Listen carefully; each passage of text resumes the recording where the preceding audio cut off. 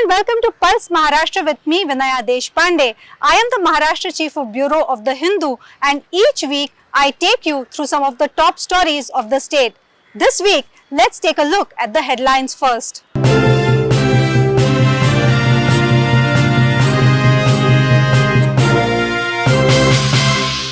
Controversy erupted in Maharashtra over the all-party parliamentary delegation with respect to Operation Sindoor. But this brought forth the divide within the Mahavikas Aghadi as well, where Sharad Pawar and his daughter Supriya Sule were seen taking a stance which was diametrically opposite to the stance taken by Shiv Sena UBT leader Sanjay Raut. Meanwhile, his own party later clarified its stance and said it supported the centre in its move. Moving on, the controversy over the breach of protocol of the Chief Justice of India, B.R. Gavai, refused to die down a week after he had expressed his reservation over the breach of protocol. After the Maharashtra government apologized and issued guidelines for his protocol, Congress leaders called it a mere hogwash. And the top story from Maharashtra this week is a dowry death that rocked the state, and we have seen several political and social reactions coming up to it. Vaishnavi Hagawne, a young woman in her 20s with a baby who was 8 to 10 months old, died on 16th of May at her residence in Pune. The police have registered a case with respect to this. An abetment to suicide case has been registered against all the 5 in-laws in this case, including the husband, while the father-in-law and the brother-in-law, who were the main accused, were absconding till Friday. After much uproar, we have seen that they were finally arrested by the police in the early hours of Friday. All the 5 family members are currently behind the bars and in police custody. Meanwhile, this case of dowry death, which has been extremely shocking, we have seen social media photographs of the Hagawne family, which is extremely politically well connected. The photographs of the Hagawne family members with several top leaders of the NCP, may it be Sharad Pawar, may it be Supriya Sule, may it be Ajit Pawar, have been doing rounds on the social media. In fact, Deputy Chief Minister Ajit Pawar also faced a flack after a photo emerged on social media where he was seen handing over the key of an SUV car after the Mahayuti's own alliance partner Shiv Sena, a women's delegation went and met the DGP of Maharashtra, saying that there are speculations that there's political pressure in the case, and that is why the investigation is not being done thoroughly by the police in this case, and that is why the Shiv Sena Women's Wing has approached the police seeking a fair and thorough probe in this. So we can see that the political dimensions in this case have really been coming out, with NCP's own alliance partner Shiv Sena as well seeking strong action in this. In fact, the NCP's own actions have also been questionable, is what critics say. The case happened on 16th. Vaishnavi Hagawne died on 16th of May, but it wasn't till 21st of May that the NCP took action against Rajendra Hagawne and his son, both NCP leaders. In fact, even on the 21st, a very short cryptic press note was issued by the NCP without giving any reason. The only line it said was that Rajendra Hagawne and his son were being expelled from the party. Ajit Pawar, in an effort to wash his hands of the entire controversy, has warned that his name should not be dragged into this, and that while handing over the key, he had no clue what this was, and he had absolutely no inkling whether it was dowry or not. But the larger question here is that a dowry death which happened in Maharashtra, it took immense political pressure, it took immense social pressure. The family members of Vaishnavi Hagawne, her parents came, spoke with the media, talked about the consistent dowry demands that the Hagawne family kept making. In fact, the girl had taken with her 51 tolas of gold, several silver ware as well as an SUV car as the dowry, and yet the Hagawne family had allegedly demanded 2 crore rupees from the parents of Vaishnavi Hagaune allegedly for buying pieces of land is what the FIR registered in the case states. Why is it that there had to be so much of social and political uproar for action to be taken in this case? And how is it that after so many years, after we have had a law against dowry, these things continue to be touted as important and as something that seems to be acceptable in our society? We delve deeper into the story. The major problem is domestic violence, dowry deaths are seen as personal issues. Like, family ka problem hai. You don't want to get involved, Now the format of dowry has changed. It is no longer considered as dowry, it is celebrating the marriage at a particular scale, or giving gifts of particular standard. And the thing is that nobody takes it seriously these days. They say unke paas paise hai, akeli ladki hai, to it's okay, they can afford to pay the child.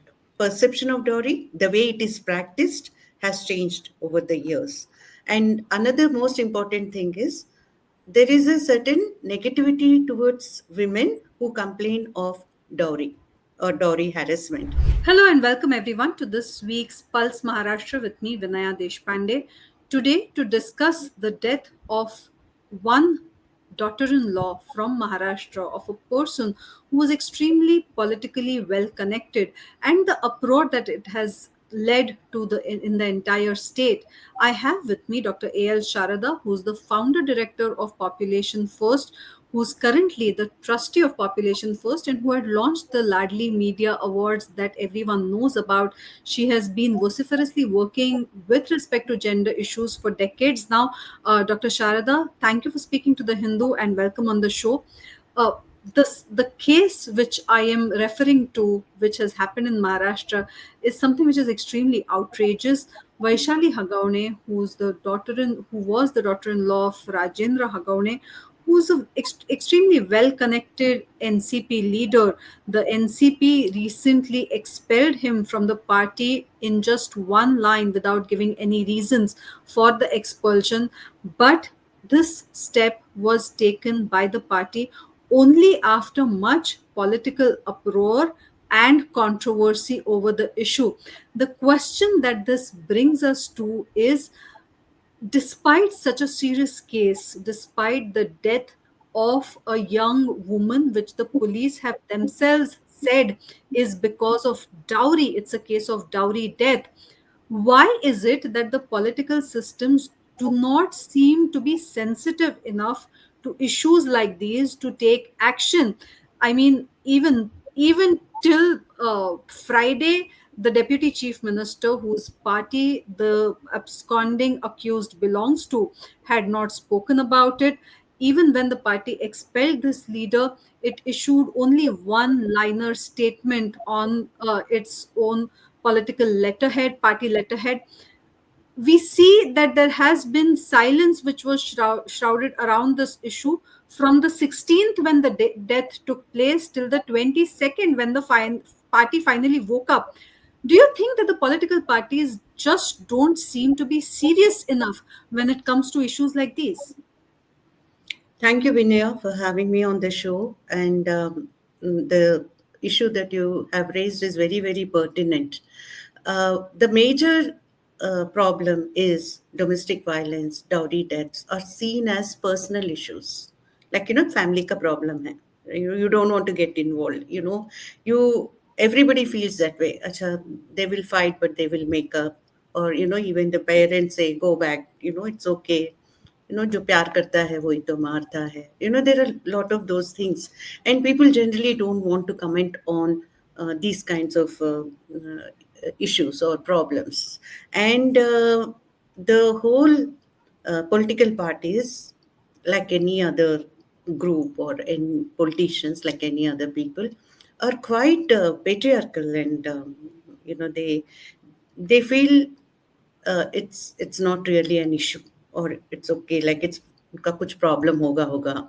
And many times I have heard that even the lady may be responsible for the problems in the house. She may not have been a good wife or whatever it is. The perception of the victim is like somebody who has contributed or deserved the treatment. Ma'am, if I Generally, may interrupt you for a minute, just to add to your point of patriarchy about how politicians are still steeply rooted within this patriarchy. While speaking on the issue on Friday, Deputy Chief Minister Ajit Pawar said when a photo of him went viral where he was seen giving the key of the car which was given as dowry to the NCP leader's family, he was the one who handed over that key to the bride and the groom. And when asked about it, he said he had already asked that NCP leader Rajendra Hagaune if this was given as a gift or this was out of coercion. The fact that the deputy chief minister of a state like Maharashtra does not even recognize the fact that in a wedding, you're talking of gifts like these is a problem. Don't you see this as an issue?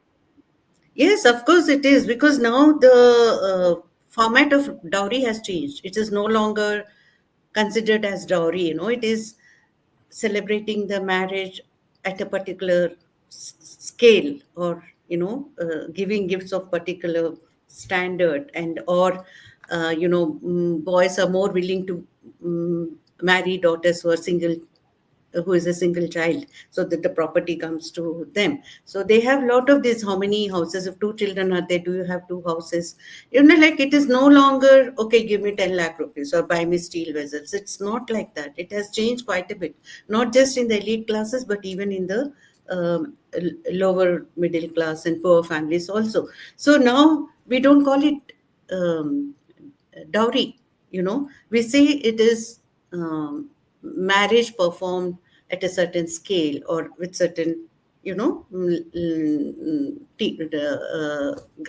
Status. like you Yeah. said, the status. So it is, and all that costs a lot of money, and then they are all demanded, like, we want a car, we want a 5-star hotel for our guests, and then In this case, lot of things, 51 tolas of gold, silver utensils, SUV given during wedding, and the FIR that is not itself states, dowry, it is just gifts. and FIR itself states that 2 crore were demanded by the family after the wedding, and the girl was taunted because the family could not give that money. She was told, why should we take care of you for free, and what is the problem if your family is asked for money? Everything seems to be steeped in problem here. Yes, it is. It's not just this girl, but every girl, many girls face this problem. Because the one thing is, the demands keep growing, and these are not like, it can be, foreign trip after for honeymoon, or you name it. There are various ways of, fleecing the parents of the woman. And the thing is that nobody takes it seriously these days. They say उनके पास पैसे है, अकेली लड़की है, तो it's okay. They can afford to pay. I mean, do all these things. So there is the whole concept of dowry and how it is perceived has changed so much. Perception of dowry, the way it is practiced, has changed over the years. And another most important thing is, there is a certain negativity towards women who complain of dowry or dowry harassment, because there is so much in the media about false cases and about misuse of 498A, and then people say, oh, she must be doing it just to settle scores. They are not being taken seriously, and that's a very, very big issue, because the people who actually misuse the law are very, very tiny percentage, but the kind of media coverage they get is like, is so much. And all the men's groups are fighting so much against it. They have come together. They have they have been able to get the media space, and then they were able to dilute the law to an extent, and then they are constantly trying to dilute the law, to see that the law gets it's not as strict or tough Stringent. as it is, stringent as it was earlier. Now so there is this whole atmosphere of mistrust of women complaining of dowry harassment, and girls hesitate to go and complain. And secondly, there is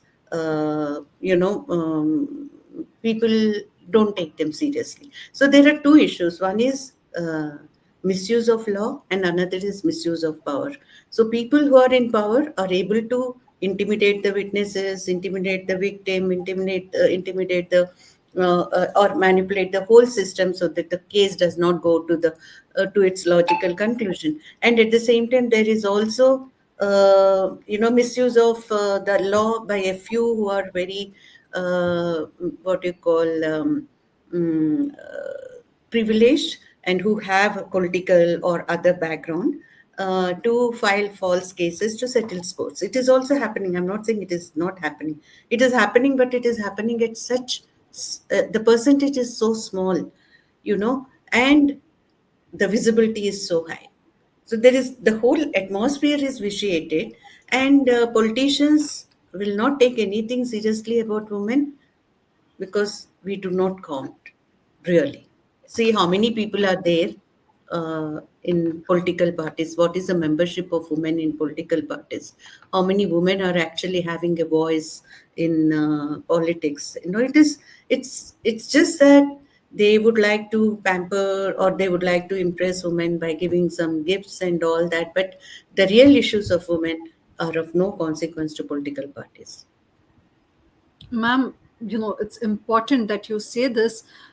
The fact that women are not of any consequence in the political parties, except now the fact that there is some realization that as a consolidated vote bank they matter, and that is the impact we saw with respect to the schemes that the Maharashtra government brought.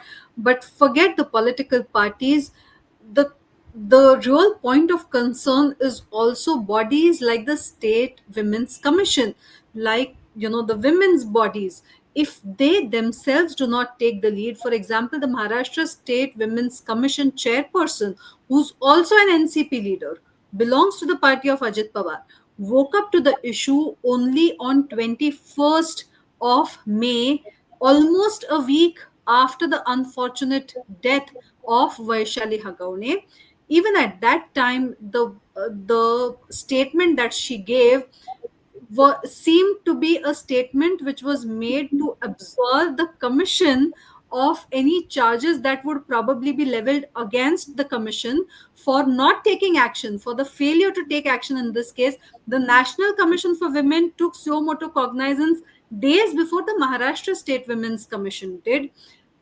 Maharashtra State Women's Commission said Vaishali Hagaune had in fact approached them in 2024, but with a complaint against her own brother and sister-in-law and not against the in-laws, and that the Women's Commission did not get any complaint from her.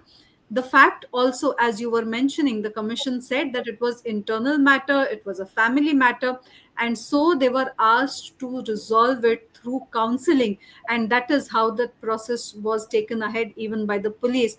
Is more, it seems like more of a process to kind of absolve itself than really taking the Very, issue yeah, taking it tokenism. to its conclusion.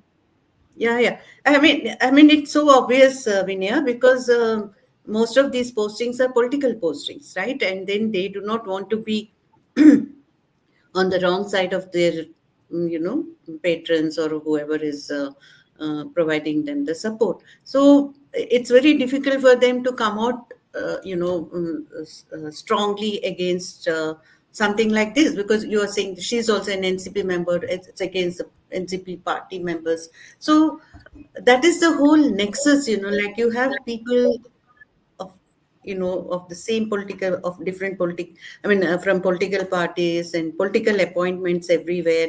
So where is the independence of these commissions? Like, most of them are not really what you call standing for certain values, uh, or promoting certain processes and procedures in the system, right? They wake up and then they say something, And supposing if it was done by somebody else, some other party, maybe they would have jumped and made a big hue and cry, right? So we should not expect anything from them. If you expect something from them, then you're very naive, I would say, because But how do you feel the fact that this is being seen as a recourse by several women who approach the Women's Commission with their problems with the hope that the Women's Commission will take cognizance, because it has been made with that express purpose of resolving issues that the women face. When such bodies fail women, does it not raise questions about the reason, about the way institutions function?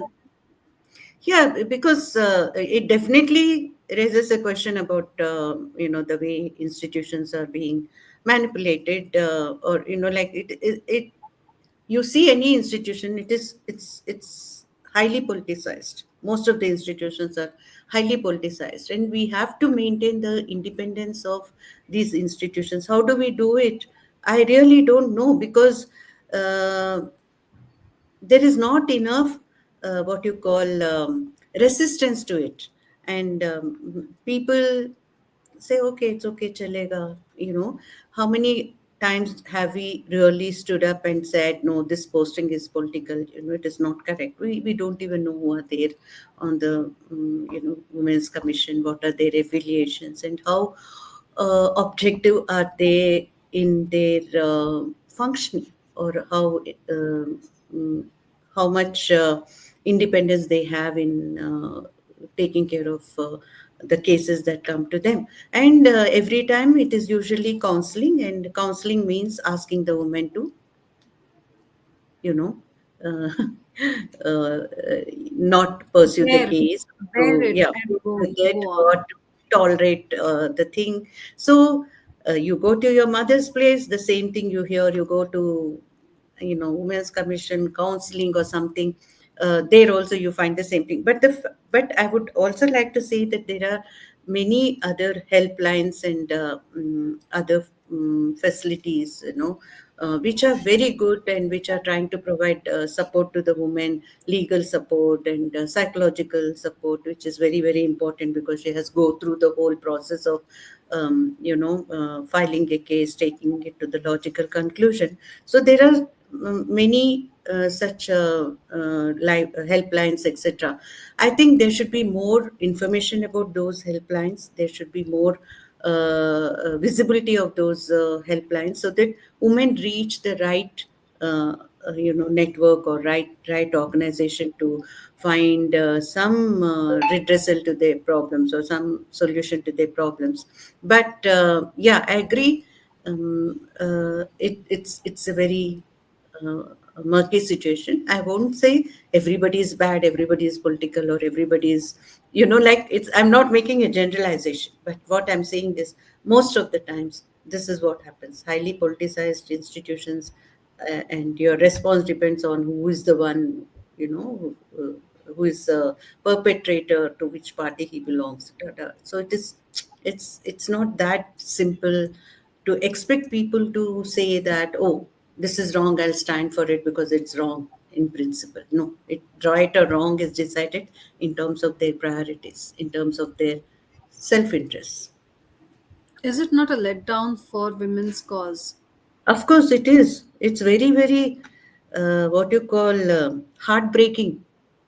Like, whenever we listen to these stories, and then whenever I listen to men arguing that, women are having too much of freedom, they are making too many false complaints, and they are harassing the men. And then, I saw in Bombay Marathon, the men's rights group having, we are not ATMs, we are husbands, like those kinds of things.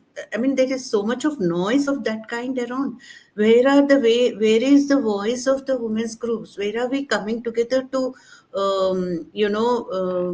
let our voice be heard? I feel somewhere even we have given up.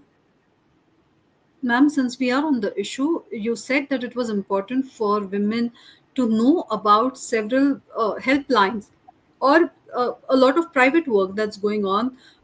There would be probably a few of our viewers as well who would like to know more about this. In case you have any handy information about the helplines, about the people who are working in this, so that people can search up for those specific inputs and then approach them, if you could help with that. There is iCall, which is a helpline by Tata Institute of Social Sciences. They are doing a great job. Then there is Bhumika Helpline in Hyderabad, and they are doing a good job. And yeah, these two come to my mind immediately. We have Flavia Agnes. She provides a lot of support to women facing violence, domestic violence, etc. So there are some good organizations doing amazing work, and I think we should uh, create more visibility for those helplines, organizations which are genuine and they're really concerned about women, and who really care for women's rights. So I think we have to create a parallel system of support, which has the power or the strength to sort of overcome the systemic hurdles, like some good lawyers, somebody who can, like work with the system and make the system work. So that is something which we really need to do, which we are not doing. And I feel, right, where do we start? How do we start? We have to start somewhere. Ma'am, one last question with respect to dowry deaths. It seems like we've been relegated to the 1970s, when dowry deaths was a big issue, where the women's movement had to fight in order to make sure that it came under the ambit of law, and thereafter it was made illegal, to a situation where you said that, now dowry is renamed, under several garbs. It's not called dowry anymore, in a system which seems to be more and more insensitive, particularly the political system, which seems to be more and more insensitive towards women's issues, towards women's rights.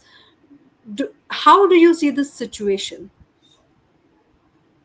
Yeah, the thing is that mm, there is a need for every girl, every woman to stand up against these, kind of practices. But unfortunately, I mean, this is my perception, I may be wrong.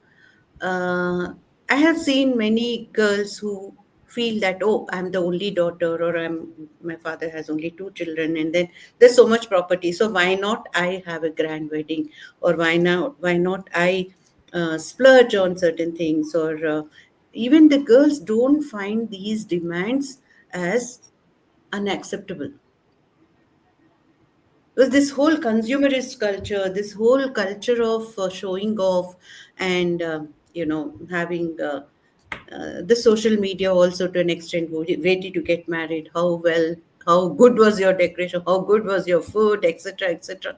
So there is also that, like when we were married, when I got married, I was very keen that there should be no dowry and the marriage should be very simple. Most of us of our generation, we got married with minimum, money, and we tried not to marry men who asked for dowry. We stood up for certain things, and increasingly, I find uh, women are also not. Um, Thinking on those lines because of the, I think, highly commercialized and um, you know consumerist kind of an approach to everything. So dowry is also, ठीक है गाड़ी दिया तो अच्छा ही है, is giving to his It's daughter, right? unfortunate, ma'am, because at least till the time, even when I got married, I remember that it it was abhorrent to even speak about dowry, or the clear cut understanding was that you did it in the resources that you earned as per, Yeah. as a bride and as a groom. I remember as a student, I saved my stipend money to buy my own wedding trousseau. And so, And they were so simple, like, they were not gorgeous, expensive designer clothes. We bought something basic, So the generation has changed, the world has But is changed. this also not a systemic issue? The It is. fact that even when, women who are aware of their rights decide to stand for themselves, the system, especially the political system, mocks at such women, calling them over empowered, or Yes. the fact that the political system just doesn't recognize this. Is that not a bigger issue? Yeah, because the word feminist is used as an abuse. Like, it is no longer something which is used as a compliment. You're a feminist. It's almost like an abuse. And then you have new terms like feminist Nazis and all those kind of things. So there is also an issue with the way feminism is understood. So we really need to look at that also, because I feel uh, uh, now it has become feminism is men against, or women against men, which was never the case. Feminism meant men and women living in harmony, living with equal opportunities, systemic whatever hurdles, systemic discrimination against men and women, that should not be there. So when we talk of feminism, we talk of a more inclusive feminism where both men and women have equal, where men and women should have equal rights, equal opportunities, and choices, which is not when we are talking of feminism, we also feel bad that men do not have the freedom not to work, not to take care of the family, right? They have to work, they have to be the earners in the family. So there are the system, patriarchal system, puts equal pressure on both men and women to stick to certain stereotypes, certain expectations, which is not always good for the development or the for the individuals, right? But now it is like men versus women. So if you're a feminist, you should treat men like, they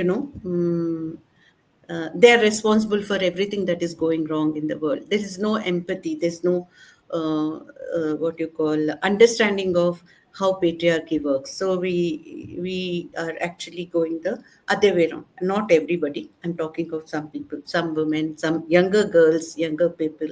I see that, and I keep having these conversations with them. So that is also an issue, because it's not just it's so complicated, and so many things are interlinked, and mm, I feel very bad. But what we need to do is give more visibility to the good that is happening in the Ma'am, one society. last question. What about the wish list that you have from the political system? One main, I have only one request or this thing from them, that is, stop meddling with institutions. Don't use institutions for your political gains or political ideologies. Leave the institutions. They are the bedrock of democracy, a good society. You interfere in universities, you interfere in educational institutions, health institutions, whatever, all the women's commissions, you name it. So the more you interfere, the less secure people are. On that note, ma'am, thank you so much for speaking with the Hindu. We really appreciate that you gave your valuable time for this, and we hope that at least after this, there should be strict action against the accused, the two main accused who are still absconding, and with respect to the issues as well that are brought forth hereafter. Thank you so much. Thank you so